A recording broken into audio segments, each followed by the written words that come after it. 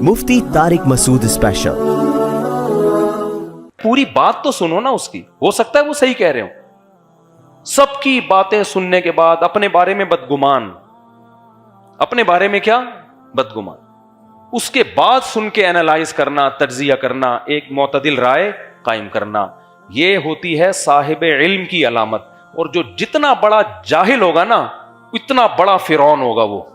देख लो YouTube Facebook पे फेंकता रहेगा, मैं हूं, मैंने सबके मंजियां ठोक के रख दी हैं, मैंने सबके कारोबार बंद करके रख दिए हैं, मैं हूं प्लेनेट अर्थ पे, मेरे जैसा इस कायनात में कोई पैदा हुआ ही नहीं है। कुरान हदीस इस प्लेनेट अर्थ पे जैसे मैंने समझा है 1400 साल में किसी का बाप भी पैदा ना हुआ और ना आइंदा होगा।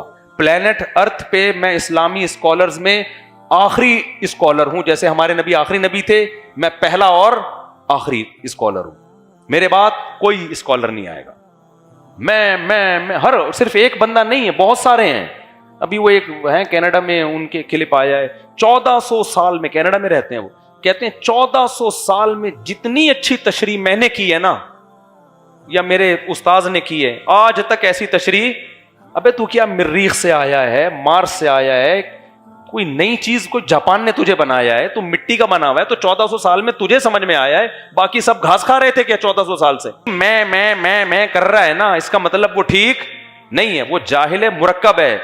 जाहिल की दो किस्में होती हैं, एक जाहिल जिसको पता हो कि मैं जाहिल हूं, लेकिन बास जाहिल ऐसे होते हैं जिनको पता ही नहीं होता कि हम क्या हैं, जाहिल हैं, तो उसको कहते हैं जहले मुरक्कब। तो बहुत बड़ा जाहिल है। हमने जब भी बड़ों की महफिल में हम बैठते थे ना, उलमा की मजलिस में, मजलिस तहकीक होती थी, तो हमने अपने बड़ों से एक चीज सीखी कि हमेशा दूसरे की राय को अपनी राय पर तरजीह देने की कोशिश की जा रही है। मैं हजरत मुफ्ती तकी उस्मानी साहब के साथ भी महफिलों में बैठा हूं, मजलिस तहकीक में। हमारे यहाँ से उलमा जाते थे दारुल उलूम कुरंगी में, 10-20 उलमा जमा होते थे जब किसी मसले पे तहकीक, उनमें सबसे सीनियर मुफ्ती तकी उस्मानी साहब होते थे, बाकी सारे उनसे छोटे। लेकिन आप उस महफिल का स्टाइल देख लेते तो हजरत मुफ्ती तकी साहब की स्टाइल से आपको ऐसा लगता कि सबसे जूनियर ये हैं। ये हमने मुताद्दिद दफा मुशाहिदा किया। ऐसे तवाज़ो के साथ बैठ के सबकी बात सुनते, सबके दलाइल सुनते, और बताते थे कि मैं ऐसे सुनता हूं ये सोचने के लिए कि मैं गलत हूं और ये सही है, ताकि पूरी बात तो सुनो ना उसकी, हो सकता है वो सही कह रहे हो। सबकी बातें सुनने के बाद अपने बारे में बदगुमान, अपने बारे में क्या बदगुमान, उसके बाद सुन के एनालाइज करना, तज्जिया करना, एक मोतदिल राय कायम करना, ये होती है साहिब इल्म की अलामत। और जो जितना बड़ा जाहिल होगा ना, इतना बड़ा फिरौन होगा वो। देख लो यूट्यूब फेसबुक पे फेंकता रहेगा, मैं हूं, मैंने सबके मंजियां ठोक के रख दी हैं, मैंने सबके कारोबार बंद करके रख दिए हैं, मैं हूं प्लेनेट अर्थ पे, मेरे जैसा इस कायनात में कोई पैदा हुआ ही नहीं है। मैं हर सिर्फ एक बंदा नहीं है, बहुत सारे हैं।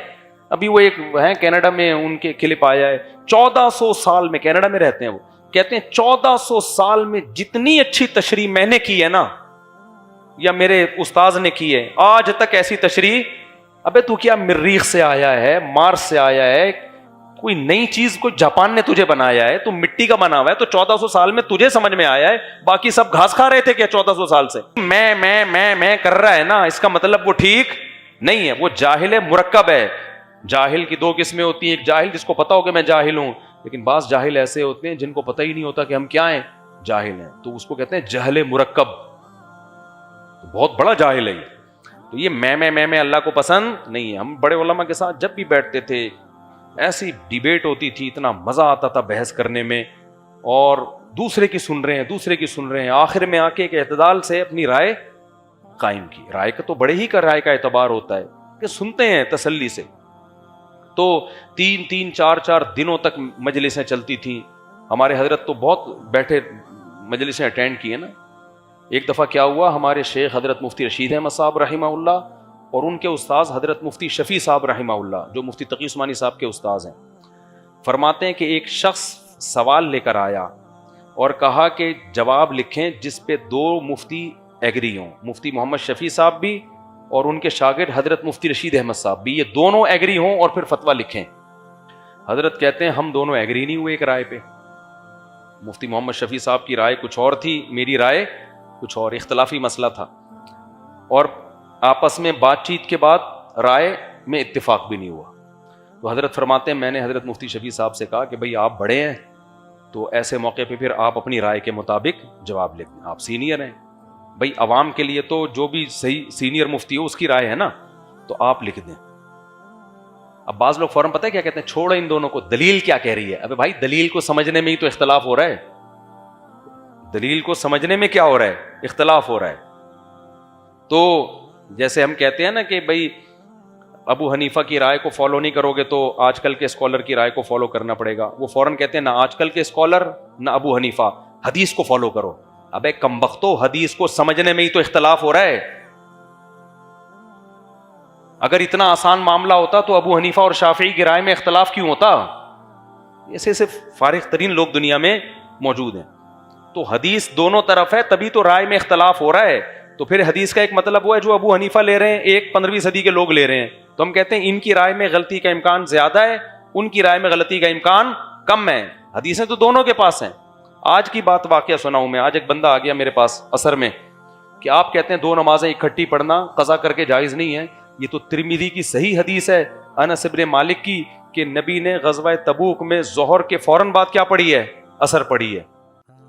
میں نے کہا صحیح حدیث نہیں ہے. کہہ رہے میں نے اسلام 360 میں دیکھا ہے. میں نے کہا بھائی اسلام 360 نے تو مختلف لوگوں کے ترجمے نقل کیے ہوئے, وہ کوئی ذمہ دار تھوڑی ہے اسلام 360 اس بات کا.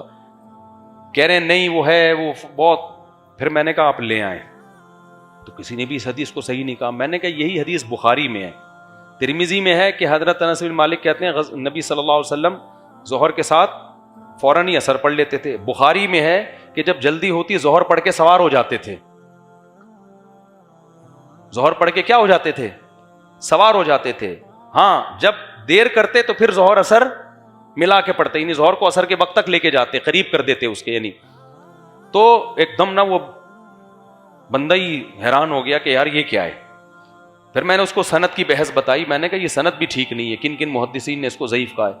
تو پھر میں نے کہا میرے بھائی حدیثیں ہر ایک کے پاس ہوتی ہیں, حدیث کے مفہوم اور اس کا مطلب کیا ہے, اس کے مقابلے میں دوسری حدیث کون سی ہے, یہ اچھا خاصا ایک علم ہے. یہ آج کل کے اسکالر بچے ہیں پرانے اسکالرز کے مقابلے میں, سمجھتے ہو کہ نہیں سمجھتے. بس جلدی سے میں بیان ختم کرتا ہوں. تو اللہ فرماتے ہیں یہ جو آخرت ہے ہم ان لوگوں کو دیتے ہیں جو زمین میں تکبر نہیں کرتے. ہاں وہ واقعہ مکمل کر دوں. حضرت مفتی رشید احمد صاحب کہتے ہیں کہ پھر میں نے کہا کہ بھئی آپ اپنی رائے کے مطابق جواب لکھ دیں. عام طور پر کیا ہوتا ہے, جو چھوٹے موٹے اسکالرز ہوتے ہیں نا, وہ صحیح نہیں کہہ رہا, میں جو کہہ رہا ہوں یہ دلیل کے مطابق ہے, یہ فتویٰ دیا جائے گا اور ادھر نہیں جانا. وہ جو بڑا مفتی بیٹھا ہوا نا منجن بیچ رہا ہے, منجن, اس کی تو میں نے منجی ٹھوک دی ہے. فتویٰ میں دے رہا ہوں, یہ لکھو چلو شاباش. ان کو تو میں دلیل سمجھا رہا ہوں, ان کو سمجھ میں ہی نہیں آ رہا. اور وہ بڑے کیا کہہ رہے ہوتے ہیں, ابے یہ میرا شاگرد ہے, کل کا بچہ ہے, اس کو کیا پتا دلیل ولیل کا, اس کو کیا پتا دلیل کیا ہوتا ہے. میں فتویٰ لکھ رہا ہوں, اس کو دکھانا بھی نہیں. ہاں اس کی تو میں نے پہلی کلاس سے ہی منجی ٹھوک کے رکھی ہوئی ہے.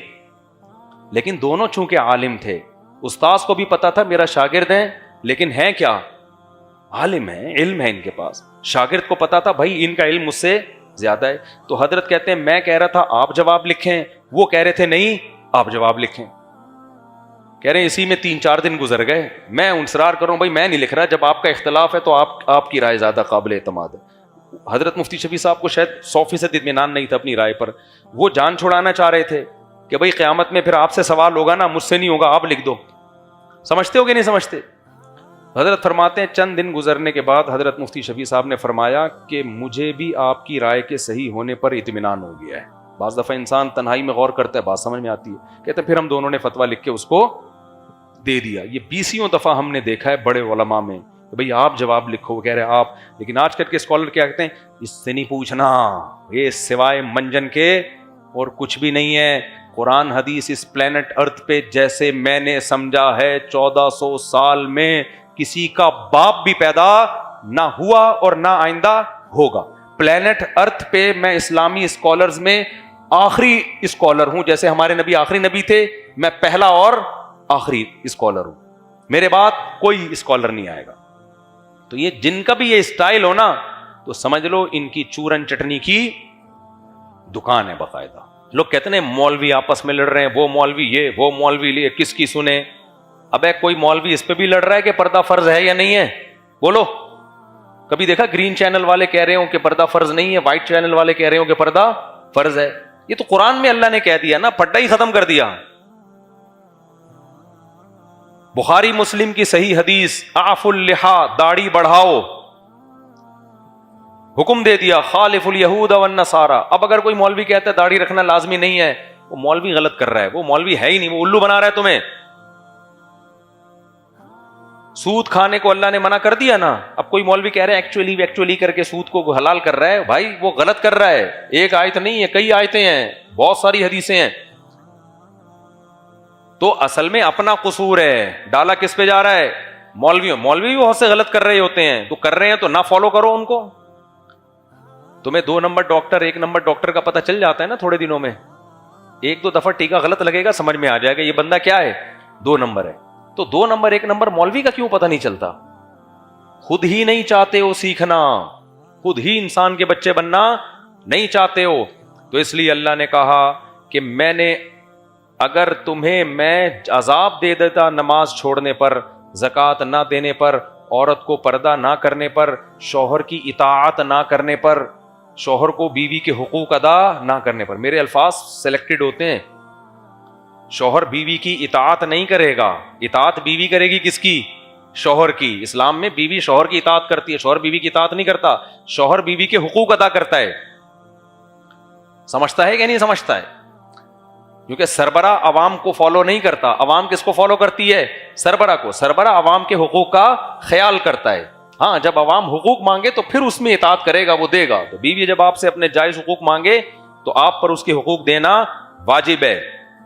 لیکن اطاعت نہیں ہے، اس کو اطاعت نہیں کہیں گے. اطاعت ماتحت سربراہ کی کرتے ہیں. تو آج کل بیویوں نے شوہروں کی اطاعت بولو چھوڑ دی. کہتی ہیں ہمارے جیسا آدمی ہے، ان ھذا الا بشر مثلنا.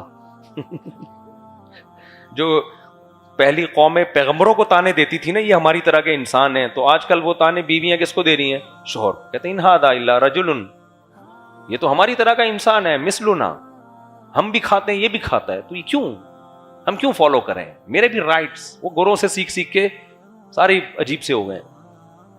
تو تمہاری طرح کا انسان ہے لیکن بالکل تمہاری طرح کا نہیں ہے. یہ آدمی ہے. یہ کیا ہے؟ یہ کیا ہے؟ آدمی ہے. اس کو عزت دو گی تو رکھے گا تمہیں، اطاعت نہیں کرو گی چھوڑ دے گا. اور زبان سے نہ بھی چھوڑے، عملی طور پہ چھوڑ دے گا پھر. اس لیے اللہ میاں کا حکم سب سے بہتر ہے گھروں کو بچانے کے لیے.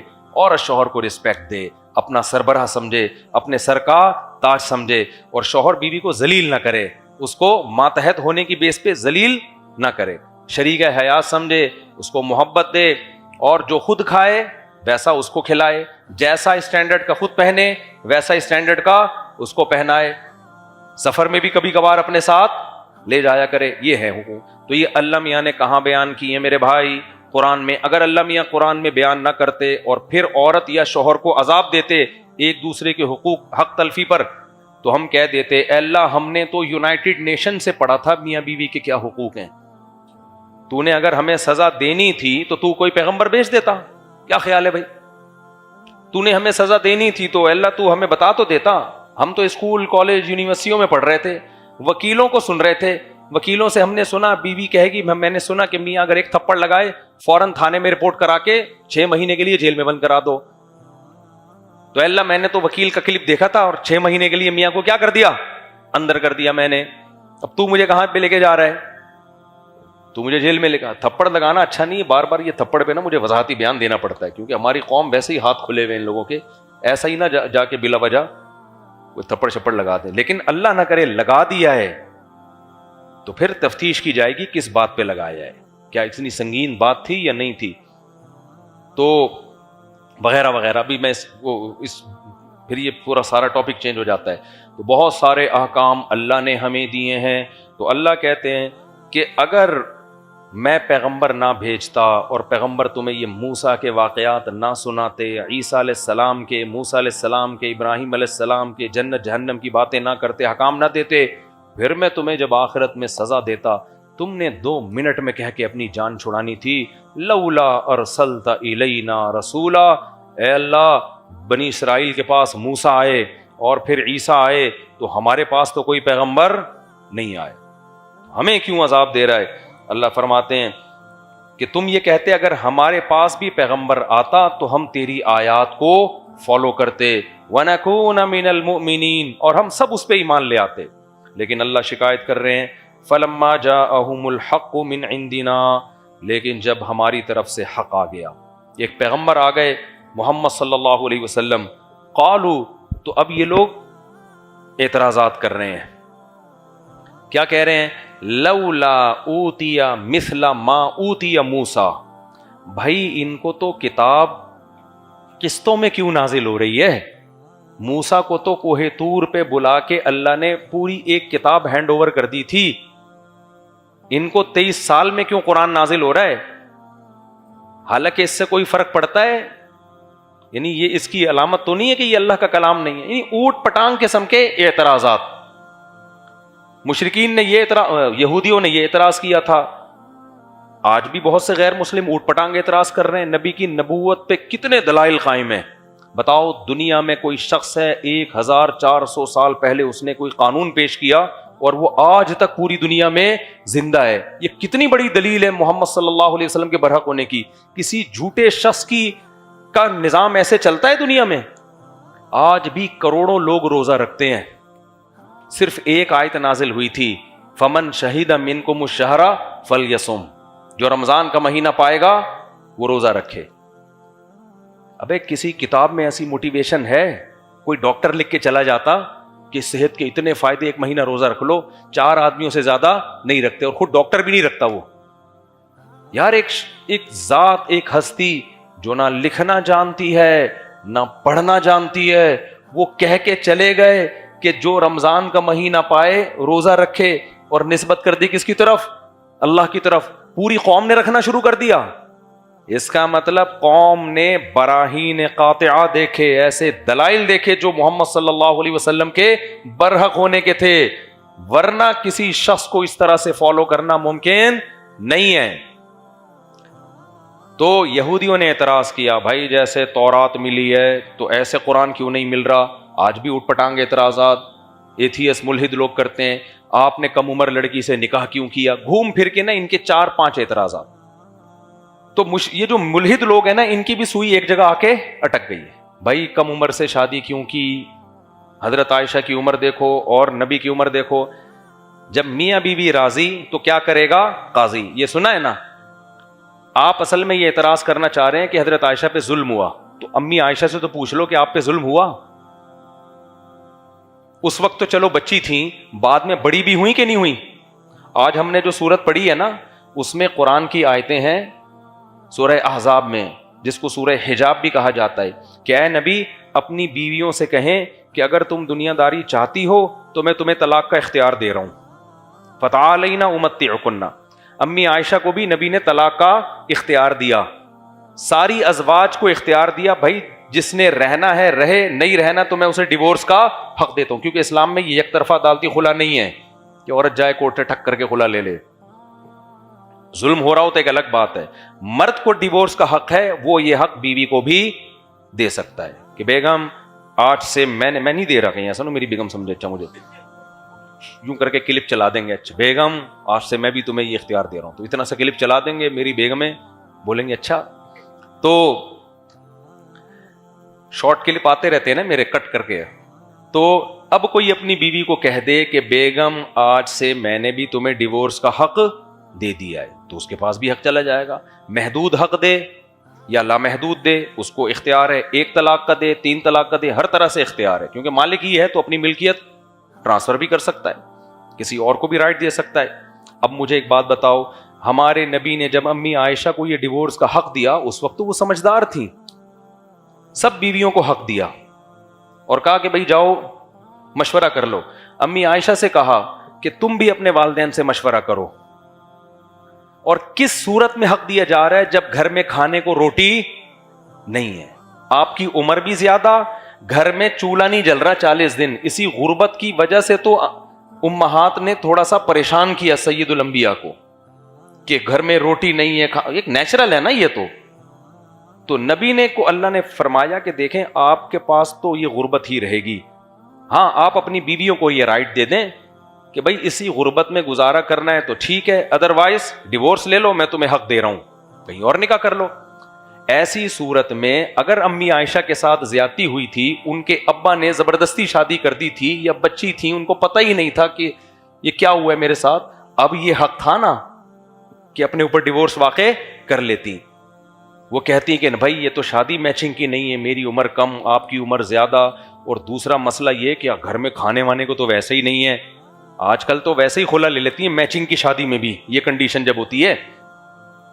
ابے دونوں ڈاکٹر ہونا, دونوں کی ایج بھی سیم ہو, بے روزگاری ہو تو بیگم مارکیٹ سے شارٹ. تو پتہ ہے صحیح بخاری کی حدیث, جب امی عائشہ کو اختیار دیا گیا, آپ نے فرمایا جلد بازی نہ کرو, کیونکہ اختیار ایک دفعہ رد کر دینا تو وہ رد بھی ہو جاتا ہے. بھائی مجلس کے ساتھ خاص صحیح ہے, تو آپ نے فرمایا نہیں, اپنے والدین سے پہلے مشورہ کرو, گھر میں جا کے مشورہ کرو, جلد بازی نہ کرو. امی عائشہ کو غصہ آ گیا, فرمایا افیکا اشاور, آپ کے بارے میں مشورہ کروں کہ رہنا کہ نہیں رہنا, یعنی کیسی بات کر رہے ہیں آپ, بھائی رہنا ہی رہنا ہے. ہم نے جو آپ سے رزق روٹی پانی کا مطالبہ کیا تھا, وہ اس کا یہ مطلب تھوڑی تھا کہ ہم خوش نہیں ہیں آپ کے ساتھ. افیکا اشاور, نہ میں باپ سے مشورہ کروں گی نہ میں ماں سے, کسی سے ضرورت نہیں ہے, آپ پر کسی کو میں ترجیح نہیں دے سکتی. اس کے بعد گورے کا منہ جو اعتراض کرتا ہے, ملحد, منہ بند ہونا چاہیے کہ نہیں ہونا چاہیے؟ ابے ان کو تو ڈیورس کا حق دیا جا رہا ہے اور وہ سوکھے ٹکڑوں پہ بھی راضی ہیں نبی کے ساتھ, تو یہ تو پیغمبر کے پیغمبر ہونے کی دلیل ہے. کوئی تو اٹریکشن ہوگی نا محمد صلی اللہ علیہ وسلم میں کہ عمر بھی اتنی زیادہ اور کھانے کو روٹی بھی نہیں ہے, پھر بھی وہ ساری دنیا کو آگ لگا کے کہہ رہی ہیں کہ میں نے رہنا کس کے ساتھ ہے, آپ کے ساتھ. اور اس بارے میں مشورہ تو دور کی بات, مشورے کا سوال بھی پیدا نہیں ہوتا. اب بتاؤ ملحد لوگوں کے منہ بند ہو جانے چاہیے کہ نہیں ہو جانے چاہیے؟ لیکن ان کی سوئی ایک ہی جگہ آ کے اٹک گئی ہے. ہر 4 دن یوٹیوب پہ ایک میسج آیا ہوا ہوتا ہے کہ بھائی ایکچولی وہ اتنی عمر میں اتنی کم عمر سے نکاح کیوں کیا. بھائی دونوں خوش ہیں تو تمہیں پیٹ میں کیوں تکلیف ہو رہی ہے؟ تو اس لیے ہمارے نبی صلی اللہ علیہ وسلم کی سیرت کیا ہے؟ بولو, بے داغ. تو ہمارے نبی صلی اللہ علیہ وسلم کی سیرت کیا ہے؟ بے داغ ہے. تو اب یہودیوں کو بھی پتا تھا, تو انہوں نے کیا کہا کہ بھائی محمد صلی اللہ علیہ وسلم کو ایک دم سے تورات کیوں نہیں دی گئی؟ سمجھ رہے ہیں, یہ آہستہ آہستہ آسمان سے قرآن نازل کیوں ہو رہا ہے؟ تو اللہ نے الزامی جواب دیا. ایک ہوتا ہے تحقیقی جواب, ایک الزامی. تحقیقی کا مطلب دلیل سے, وہ دوسری جگہ پہ دیا کہ صرف اکیلے موسیٰ ہی تو ہیں جن کو یکمشت تورات ملی ہے, باقی بہت سے پیغمبر جن پر تم بھی ایمان رکھتے ہو ان پر ایسے ہی وحی آئی ہے جیسے محمد صلی اللہ علیہ وسلم پر وحی آتی تھی. ابراہیم علیہ السلام, داؤد علیہ السلام, سلیمان علیہ السلام, نوح علیہ السلام, سب پر ایسے وحی آتی تھی. وہ تو ایک حکمت تھی جو موسیٰ علیہ السلام کو اکٹھی تختیاں پکڑا دی گئیں. دوسری بات یہ, قرآن نے کہا کہ اولم یکفروا بما اوتی موسیٰ من قبل, فرمائے تم موسیٰ پر کون سا ایمان لے آئے تھے؟ ان کو جب ہم نے اکٹھی تورات دی ہے تو وہاں بھی تو تم اوٹ پٹانگ باتیں کر رہے تھے کہ ہم اللہ کو دیکھیں گے اپنی آنکھوں سے, اللہ نظر آئے ہمیں دیتا ہوا. تو وہ تو کوہ طور پہ پوری تورات کی تختیاں اٹھا کے لے آئے اور تم کہہ رہے ہو کہ ہم اپنی آنکھوں سے دیکھیں گے. اس میں اللہ نے بتا دیا کہ ضدی لوگوں کا دنیا میں کوئی علاج نہیں.